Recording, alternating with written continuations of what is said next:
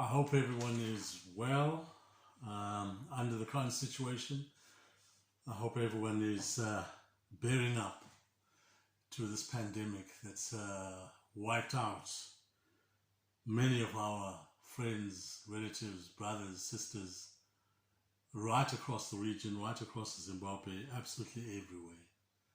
And so we are in a terrible situation. We are in a crisis. But even though within that crisis there are some things that we need to talk about, that we need to discuss and to share as a people, because they do touch upon the ability of the government of the day to deliver a proper service to its people.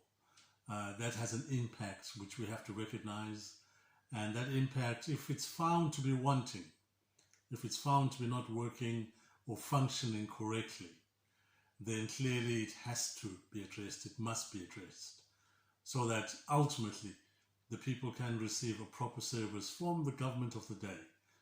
That's the real crux of what we're about here. We're not here trying to label people or to bash people, or we're not here on a political basis or partisan basis. We're here for all the people. No matter what people vote for, or who they vote for what organization they vote for, or which organization they are working within, that's entirely their affair. They're allowed to do that. That is what is called a democracy.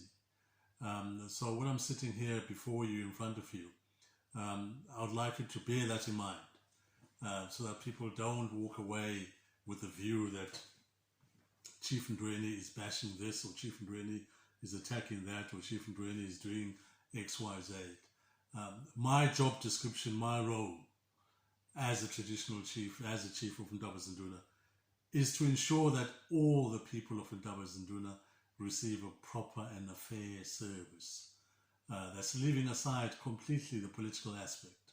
And indeed it does say so in the constitution of the land, that really traditional leaders must not, should not get involved in partisan politics of that particular nature, of that ilk. So bear that in mind throughout the whole conversation that I'll have with you today. Today I'm talking about our local council, our local rural district council in Umguza district, that's there in Matabeleland North Province.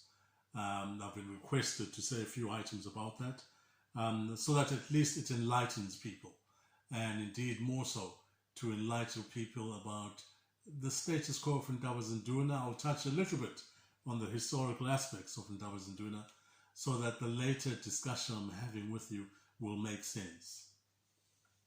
Ndabazinduna, as the traditional land, traditionally it was called tribal trust lands, now it's called communal lands. Ndabazinduna tribal trust lands in the day was the first place where a district council was put in place. So we're looking far back into the distant future of whereby we're saying, where did district councils start? They started in Ndabazinduna. That was the first place where they came in. The local people of Ndabazinduna got together. They got together with the late paramount chief, Chief Kaisa Ndweni, and they were saying, we need a functioning administration here. So they sat down, formed themselves into a council. Everything really came from their pockets, because there were no instruments as such in the government of the day, the Rhodesian government of the day, for that kind of body that operates within the rural areas, within the tribal trust lands, communal lands, as I'm saying for today. So they formed themselves into this council. It was the very first one. From their own pockets, from their sweat and tears, they built themselves an administration block, a council hall. It's still standing today. It is a testament to their hard work that with the passage of time, this council hall and administration block, a large complex, is still standing today. It's still robust, it's still strong, and it's lasted the test of time. So they built that from their own pockets and their own hard sweat and tears. They then proceeded on to build a clinic that's right next to that as well, and that clinic too, called the Kaisa Clinic, is still functioning today if you go to Ndaba Zinduna. And also if you go to Ndaba Zinduna, they also built for themselves, once again from their own pocket, 2 beer halls which are quite large. The first one is Matiliga Beer Hall, which is in the township. That is still standing today. It's still there, a large really construction site of that. And then they built another one, Makachelani Beer Hall, which is further down the road. That's still standing today. But obviously clearly with these 2 beer halls, with the passage of time, they are now in disrepair and they need fixing. I'll touch on that later on, of why that is so. But also, as a community, as a people, they also contributed to the building of 3 grocery stores and 1 bottle store that are still standing and still working. They also contributed and worked and built themselves physically a grinding mill that is still there, still functioning, and is working even till today. And most impressively, when you look back from where they started and how they started, they managed really to build 4 primary schools. So these are people, a community, building primary schools. They built 4 of those primary schools. And to add to that accolade, they built themselves 2 secondary schools. Moving away from those constructions, they were very vital in the building of the largest dam that's there in Ndaba Zinduna, Gwenya Dam. It's a large dam that really supplies a lot of water to the whole area, and indeed later on in the years that went by, they plugged in pumping machinery to that dam, and that water is now pumped throughout Ndaba Zinduna in a possibly 14-kilometer semicircle, so that you're looking at a rural setting, but somehow some of those houses have tap water at the front just to service that. So you're looking at people who had a vision, who understood where they were going, what they wanted to do. In addition to that, they also built Begeni Dam, which is there. And both of these dams, by the way, they do not run out of water throughout the year. They stay with water. So the livestock, the cattle, and many other things go to both of these dams, which is Gwenya Dam and also Begeni Dam in that particular way. So it is clear, really, to see that these people were functioning. They were working as a community. And to add on top of that, they engaged in road maintenance themselves to look after their own roads. They purchased 2 little Massey Ferguson 135 tractors with attachments for that purpose, to maintain, to semi-grade roads and to do all those things, once again, by themselves in that particular way. They also purchased 2 trucks, to my recollection, some Hino trucks that they had, which they could carry various things for that, and also the road maintenance themselves. Within the whole area of Ndaba Zinduna, they were the first rural setting to operate a paddock system of grazing for their livestock and cattle, so that they could conserve the environment, they could conserve the ecosystems, particularly so that they could conserve the grazing in those whole areas. So they were visionary in that particular way.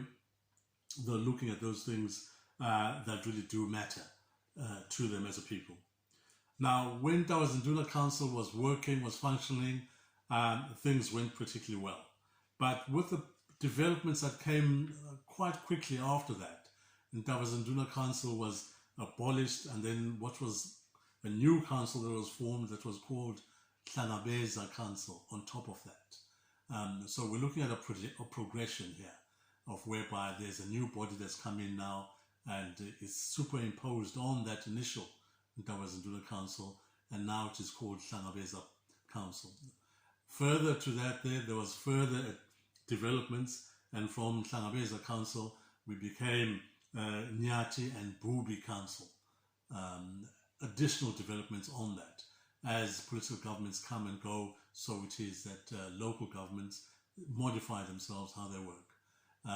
And once again, with the passage of time, the Nyati and Bubi Council was abolished, and what was imposed upon us was Umguza Rural District Council. That is what we have currently today. But the important aspect of this history that I'm saying today is that throughout this whole passage of time. All of these councils that were superimposed upon the initial Ndaba Zinduna Council did not really do anything at all for the people of Ndaba Zinduna. So if we're looking at the development and the progression of development that's occurred, it really emanated from the people themselves. And what is of paramount importance here is to bear in mind that really in the present day, in the present circumstance, when the people are looking around and they do not see the hand of local government, they don't see the hand of Umguza Rural District Council working for them, they are now thinking back to say, surely we can stand by ourselves. Surely we can do things better by ourselves because we have the evidence before us, the things that we did by ourselves. And so really as a community, we are now looking seriously at that option to say we need to find a way of whereby we can stand alone. We can do things by ourselves. Because even if people are trying to say with the best will possible, you can't do that there, or you should maintain with the current status quo. Our answer to them, and even if we were talking to the minister who's in charge of our affairs in this regard, July Moyo, we'll be saying, well, Minister, what has the status quo done for us as a people, as a local people in a local area? What benefit have we gained by this system that's in place? Our answers to him will be very short, very swift, that we've gained absolutely nothing. In fact, we have lost a huge amount, a profound amount. By the new Umguza coming in place, which has done nothing at all for us, it assumed ownership of things that it was not entitled to. All of those things I was alluding to, they are not entitled to those. Those are the property of the people of Ndaba Zinduna.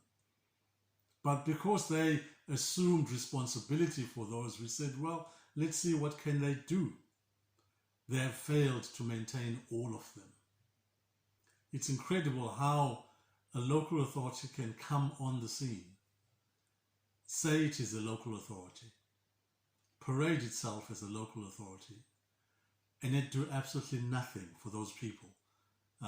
That's really profound. So those beer halls, the hall, the bottle stores, all those things, even coming up to the dams and coming up to the pumping system, that whole array of things going into the local schools, they are all in disrepair.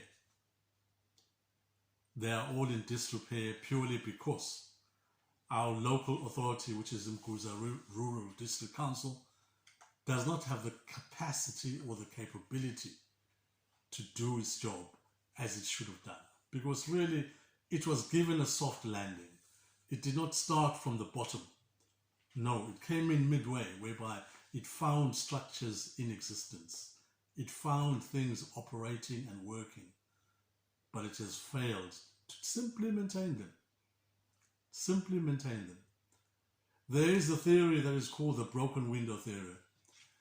That if a local authority goes past a building and sees one or two windows broken, and it does not fix those windows, if it then proceeds to pass that same locality, let's say 2, 3, 4 months after that time, it will find that there are now 50 windows broken. If it doesn't do anything about those 50 windows broken, if it then passes that same building, maybe 6 months down the line, it will find 100 windows broken. So the degradation continues, the breakdown continues.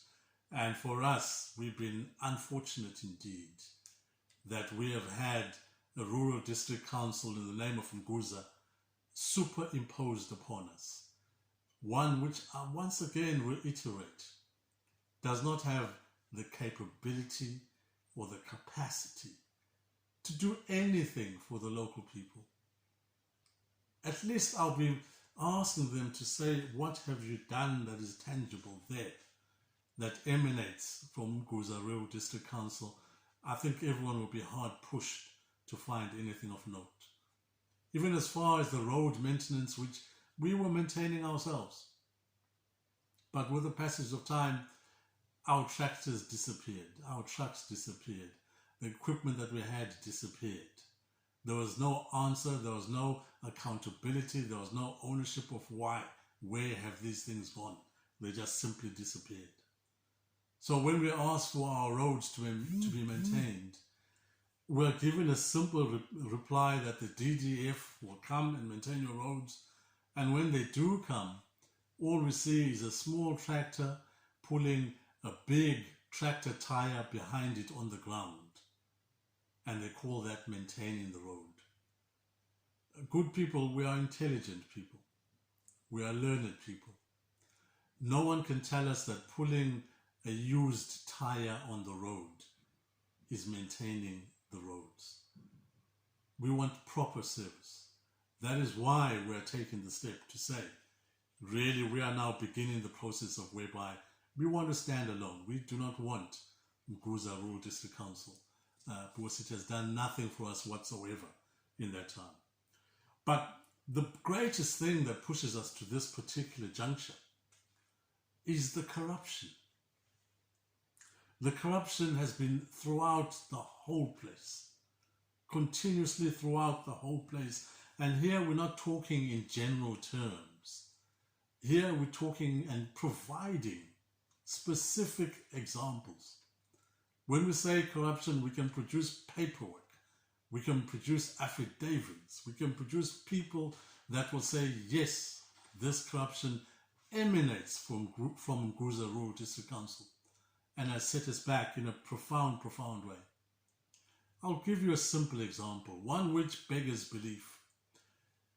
A young family has a property in one part of Ndabazinduna called Mbesu Park.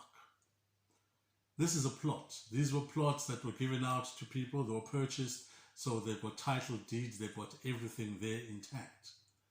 This young family, African family, owns a plot in Mbesu Park. Some of the young children are now here in the United Kingdom and others elsewhere, but their plot was functioning properly.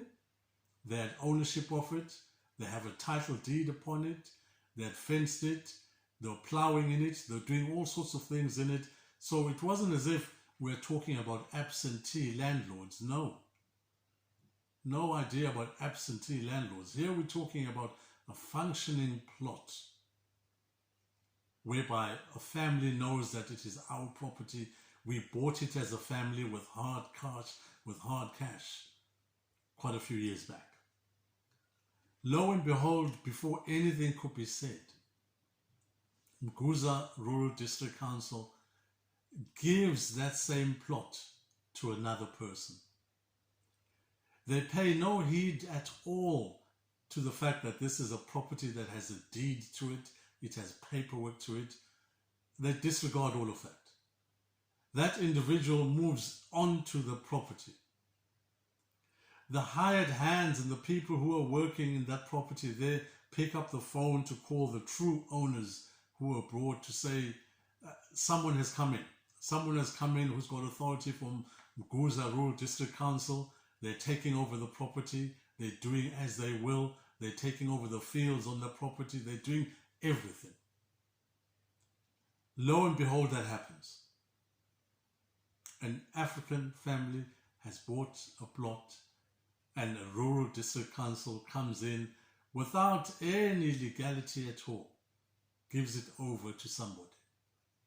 And to make matters even worse, when it comes to the payment of rates for that property, Umguza Rural District Council takes the payment from this individual they've put on that plot, and in addition takes the payments of the true owners of that plot. So Umguza is being paid twice for one piece of land. This matter came before me as the Chief of Ndabazinduna, and we sat down and we discussed it in the traditional court. Our verdict, our judgment on this particular matter was that the true owners, because they'd come back to Zimbabwe all the way from overseas just to address this matter, we said you need to take this paperwork and the title deed and take it back to Umguza Rural District Council and show them that what they've done is corruption, Now, this is a clear example where it's got a paper trail, it's got everything, it's attached to it. We never heard anything from Umguza Rural District Council about this matter. It simply disappeared once again on that particular situation. These matters really do challenge us in a very, very, very profound manner. But it doesn't stop there. That's the problem that we have. The corruption does not stop there. We then find that a little further on, there's a place called Rogers Paddock that's opposite Henny Junction. Lo and behold, we find people coming onto that paddock. It was a commercial land under Roger, the commercial farmer, but for many, many years indeed, Roger and the Ndabazinduna community had a working relationship whereby that land had been given over to Ndabazinduna as Tier 3 grazing. A Tier 3 grazing is a land which is at the circumference of communal lands, whereby during the dry season, when there's a drought on or the dry season, those cattle and livestock are allowed to go and graze on those bits of land that still have grazing on them. So it was a properly reasonable arrangement to have. That is in Ndabazinduna, communal lands, and the farmer Roger at the side. But in the midst of all of that, we now see individuals, hundreds of them, being put on that grazing land by Umguza Rural District Council. This is clearly an illegal occupation. Whichever way you want to hold it, whichever way you want to touch it, this is an illegal settlement that has sprung up on there. When questions are fielded to Umguza Rural District Council, it denies all responsibility for what has happened on Rogers Paddock. And yet when you go down there to Rogers Paddock and you talk to the hundreds of people who've now made it their homes on the grazing land that used to belong to Ndabazinduna communal lands, all of them will tell you that no, we got authority. We got local authority to come here. When you ask them further, they'll say, oh yes, we got authority from Umguza. Umguza Rural District Council is the one that gave us authority to come here. One then asked to say, what kind of authority is this that was never put in the local press or highlighted or any process like that done at all? Just people, a whole crowd of people coming to live on that particular land. In addition to that, it doesn't stop there. We then proceed along the circumference of Ndabazinduna, and once again we come to additional illegal settlements along the Harare Road, starting from Henny Junction, following the Harare Road, going further as if you're going up north, heading towards Harare, going towards Mbembesi. People just suddenly appeared and were building homes there. Now, it was the responsibility, the onus was on Umguza Rural District Council to make sure that development was in accordance with the law, that the local people were consulted by that it wasn't just a haphazard settlement done ad hocly. And yet, once again, if you ask Umguza Rural District Council if they allowed those people to settle there, they will deny it, and they have denied it continuously. But when you ask the local people there, the local people who've now settled along the spine of Harare Road in that vicinity, all of them say, we were given permission by Umguza Rural District Council. So for us, it has been a challenge. Harking back to my earlier statement, it has been a profound challenge whereby a local authority has been superimposed upon us, and that local authority has engaged in profound corruption. But once again, that corruption does not stop there at all. We now look at a situation of whereby also in the area called Battlefields, that's heading towards Inyati on the periphery of Ndabazinduna. Once again, people have been allowed to settle there illegally. And all of these people we are talking about, come from far away. And if you should look back at the papers of last year or the previous year prior to that, Umguza Rural District Council was shouting from the rooftops that it is the foremost local authority that has accommodated the most people that come from all over Zimbabwe. Now, that statement is a profound statement. It makes you think, you ponder, why should a local authority pat itself on the back for having achieved such a thing when the local people have been crying for land? The local people have asked repeatedly for land. The local people are living in dense, overcrowded areas. And yet, the local authority, Umguza Rural District Council, opens the doors to hundreds, nay, even thousands of people to come and confine Ndabazinduna in a tiny little matchbox. And yet, when we look back historically, these areas I'm alluding to had been and were given over to Ndabazinduna as a possibility of expansion to those areas. The battlefield area, that was given over to the late Paramount Chief. We have evidence of that. So why was that area given over to people who had come from far away? Likewise, during my tenure from 2015, there's documentation and evidence there of myself as the Chief of Ndabazinduna requesting repeatedly on a continuous basis that may Ndabazinduna be expanded because it is now overcrowded. And saying those words, there were specific areas we had highlighted where we knew we could expand to. We knew we could expand to battlefields. That was a reasonable area. We were not pushing anyone out there. It was within our capacity to do that. And that battlefields area would be adjacent to Inyati, where Chief Khumalo Mjana is. Silence on that. When we requested further on to say, can we expand to Londini Farm, Upper Londoni Farm, right next to Ndabazinduna Mountain? There was silence on that request also, but lo and behold, right in front of us, we saw local government employees being settled there. How can local government employees be settled on land that was requested by the people of Ndabazinduna in their hundreds, in their thousands?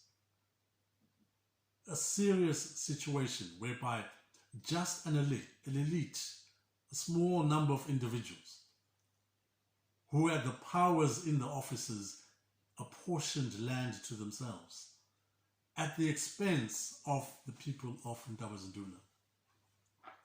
That is really a profound indictment on this rural district council called Umguza. It doesn't stop there. The corruption does not stop there. We now see hordes of gold panners coming to Ndabazinduna in search of gold, scraping gold at the top of the surface, digging holes and leaving those holes uncovered, going into fields, going into homesteads, digging up roads in the quest for gold.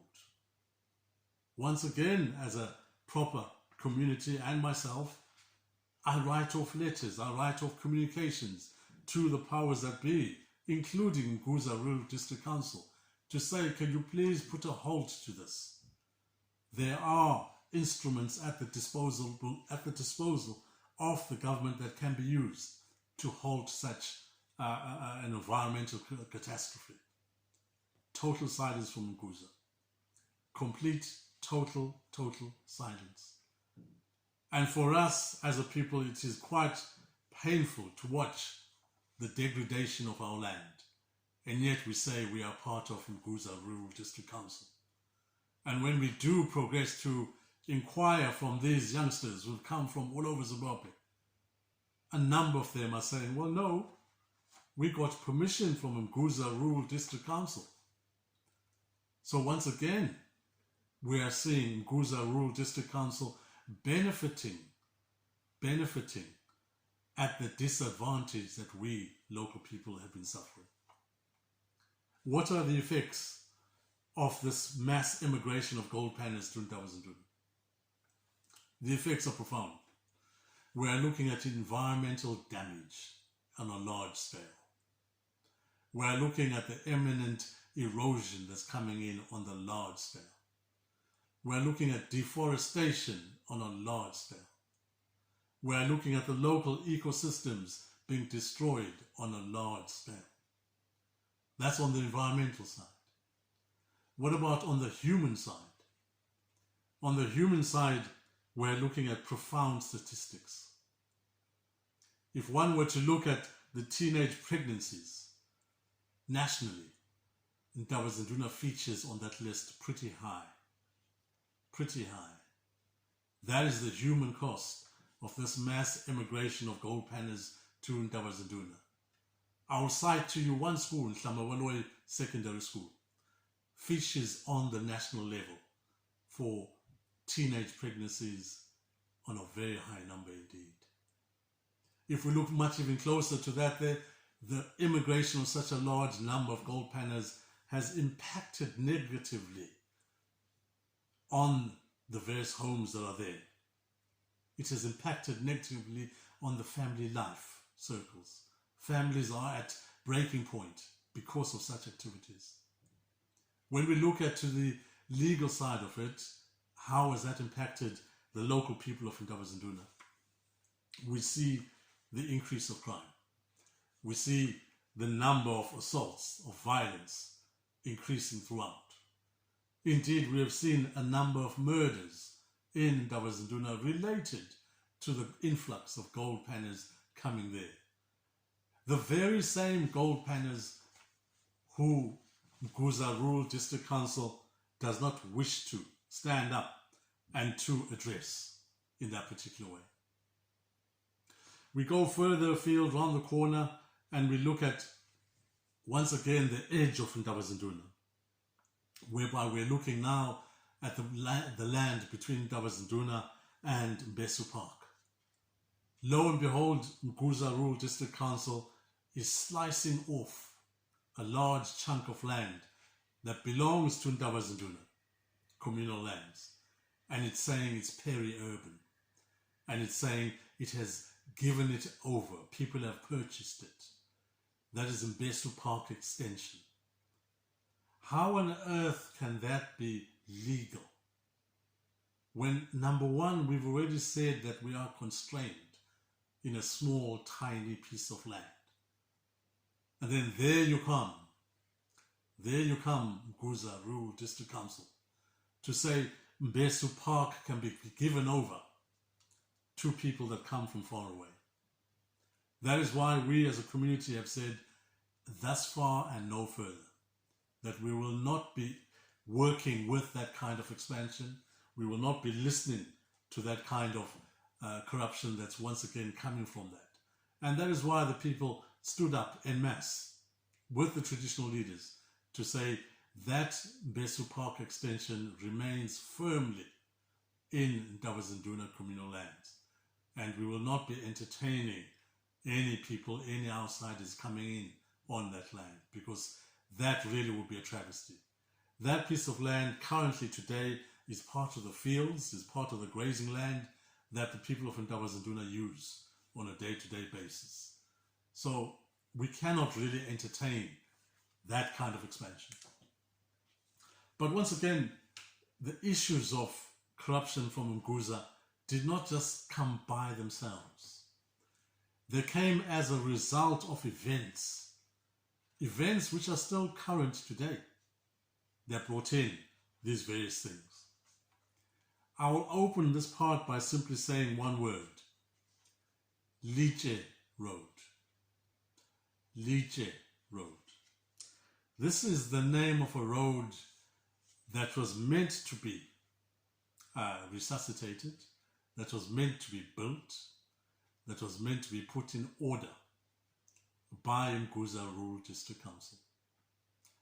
During that time when this issue came up, the person in charge, the person leading the councillors for Umguza Rural District Council was the wife of the ex-minister Orbit Mpofu. So it was Mrs. Mpofu who was leading the council of Umguza Rural District Council at that time. And the Member of Parliament for Umguza Rural District Council at that time of the Liche Road incident was none other than Obert Mpofu himself. So the Mpofus were in charge of Umguza Rural District Council, they were in charge of Umguza District, they were in charge of absolutely everything there. Now the issue of Liche Road. It was discussed in the chambers. It was passed that yes, indeed, this road needs to be resuscitated and built. Tenders were brought in for this contract to see who could possibly do the best job for the money that the local authority had. At the disposal of the local authority, they had $1,100,000. That is what was in the purse for this particular contract. However, before our very eyes, the contract is awarded to some bogus company. Totally bogus company. And yet this issue was forced through the chambers, forced right through the local authority, right through all councillors, and that bogus company was given the tender for Liche Road, $1.1 million. On close examination, it very quickly became apparent that this was a bogus company. It did not have the necessary equipment or machinery to do anything of that type. The employers were really non-existent, and by the way, where was it? It was located somehow in the residential areas of Bulawayo. So it wasn't even located at a big industrial complex whereby we could say, there are all the bulldozers, there are all the graders, there's the workforce of 500, there's the tanks being pulled throughout there. Nothing of that ilk. It was given the contract. A terrible indictment. Now, when the Liche Road issue became public, started to come out into the open, the then, and who was the current Chief Executive Officer of Umguza Rural District Council, Mr. Colin Moyo, made a run for it. He left Umguza and headed straight for the Vic Falls with the intention of jumping over into Zambia and going further afield. But the police apprehended him at Victoria Falls and they brought him back to Bulawayo.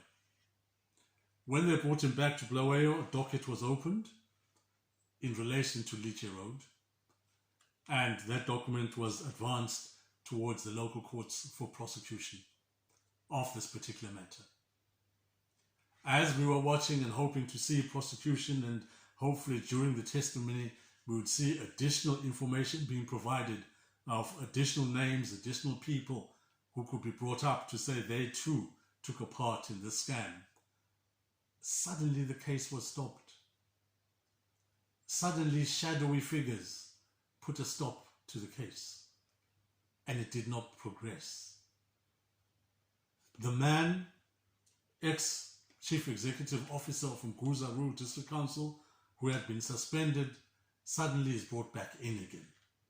Suddenly is part of and is leading Umguza Rural District Council. There's no communication at all. No one is talking about this case that is hanging in the air. Everything is hushed up. When a local councillor in Umguza Rural District Council is pushing the matter hard to say we can't stomach this, we can't stand this, something must be done,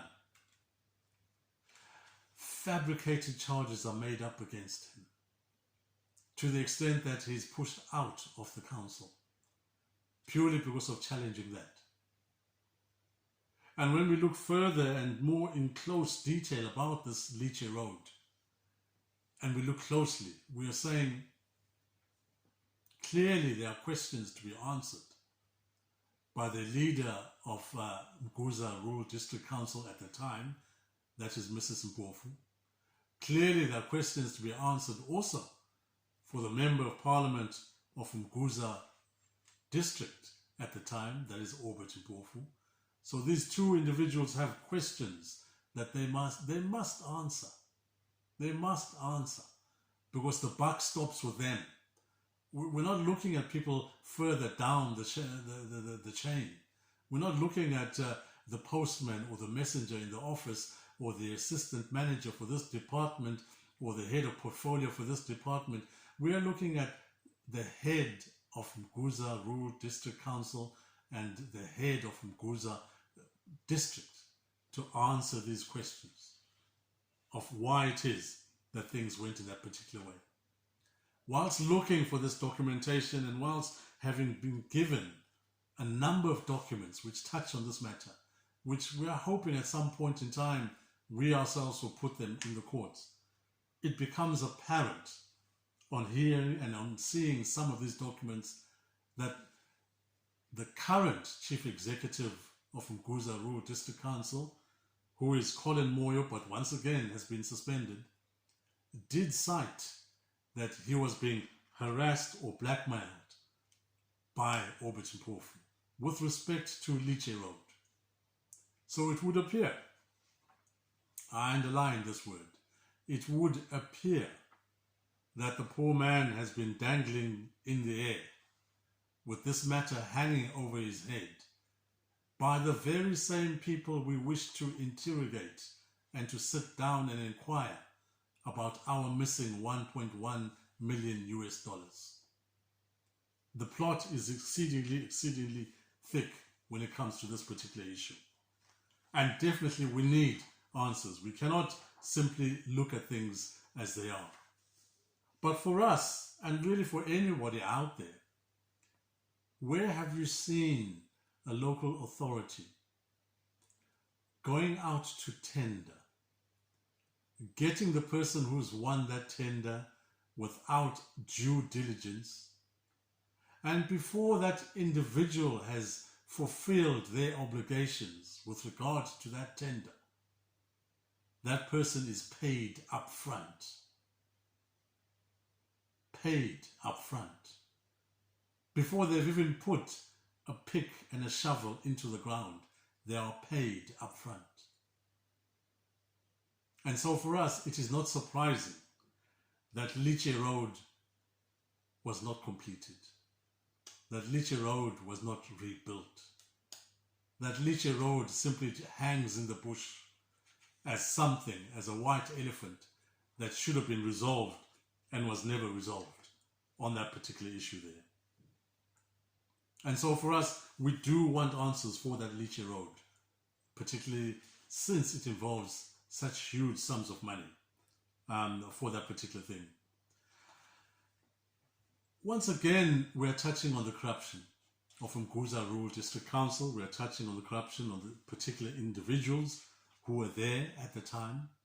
But even if we come closer to this particular time, we're still touching on the corruption when we look at Umguza Rural District Council and how it had a relationship with the Community Share Ownership Trust for Umguza District.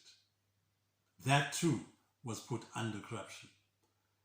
Currently, as I speak to you, there is one docket that's still outstanding that has not been fulfilled, which was put in when on a particular day, members of Orbit Mpofu's team and a number of councillors came and forcibly took over the property of Umguza Rural District Community Share Ownership Trust. They took in the name one single cab vehicle, and then also they took property to the tune of $67,000 US. Now that was linked to the drilling rig that Umguza Community Share Ownership Trust was operating at the particular time.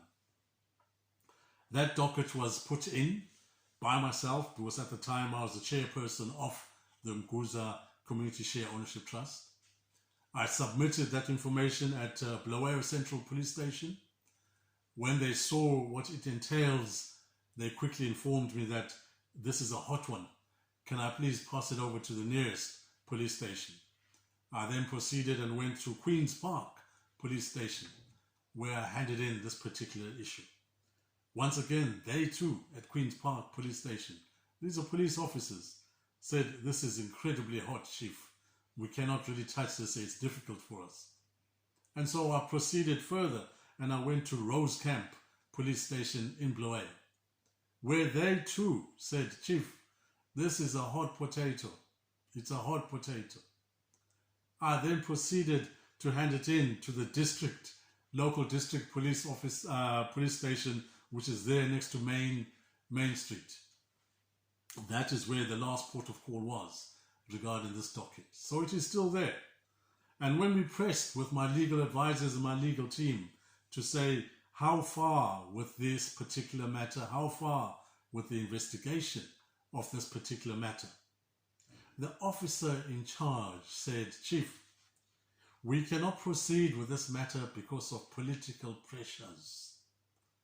Political pressures.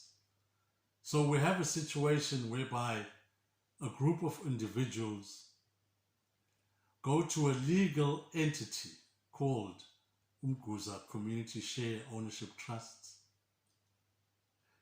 steal a vehicle from it, steal equipment and resources and materials of the value of $67,000. And the local law enforcement agents, the Zimbabwe Republic Police, cannot effect a proper investigation, cannot effect a proper prosecution of the people there, because this one did not require a great deal of investigation.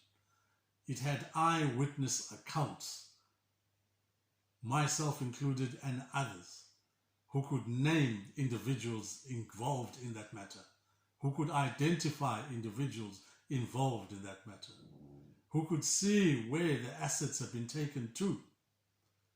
And yet, because of shadowy figures, the officer in charge says, "This is a hot potato, Chief. There are political pressures being applied on me."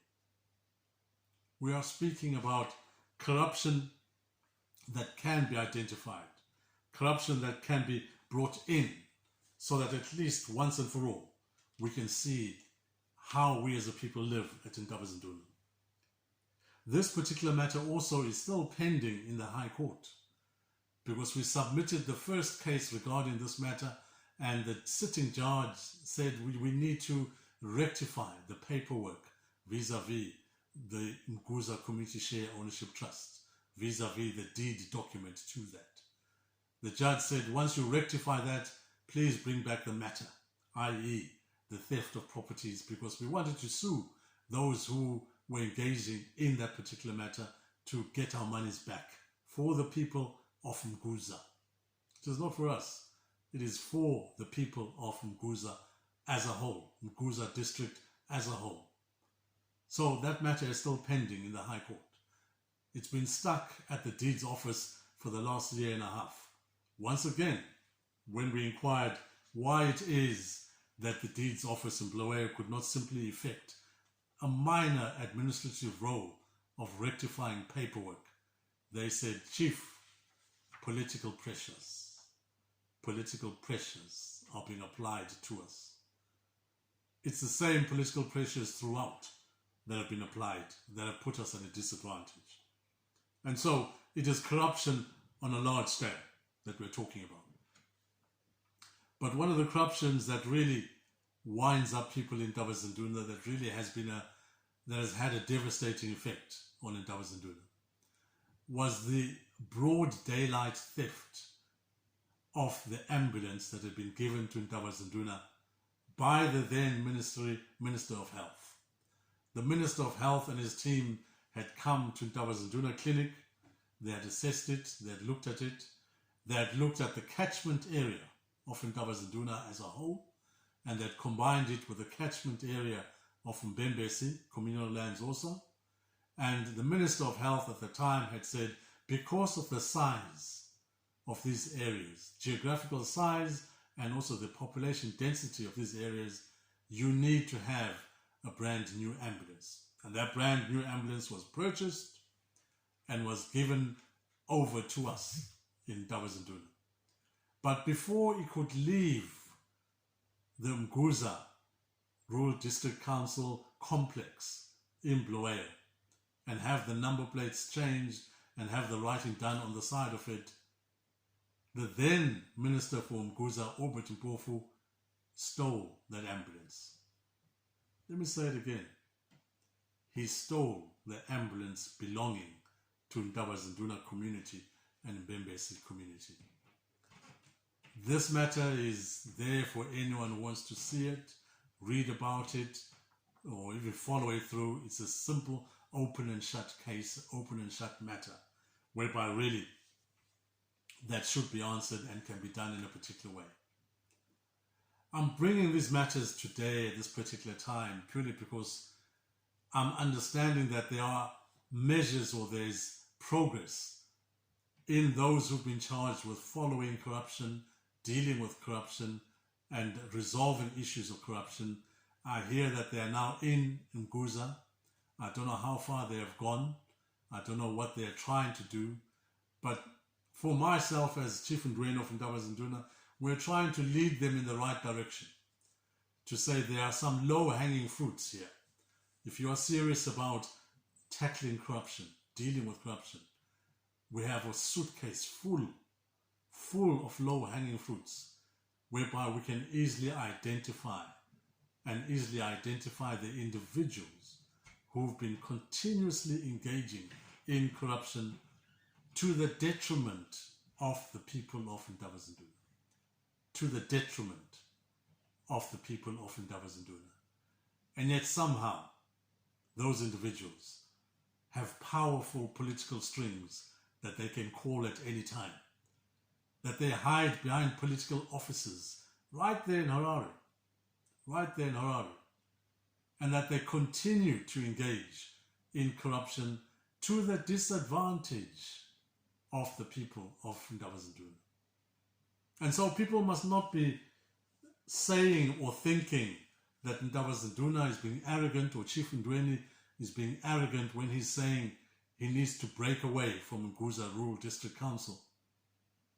Those words come because of the experience we have had. Those words come because we have seen firsthand how we have been put at a disadvantage as a community. Those words come because we can see that the system, the local government system, is broken in Umguza district. It is on the floor. It is non-functional. It is defunct. Hence our call that maybe we are far, far, far better off standing on our own. Because up until now,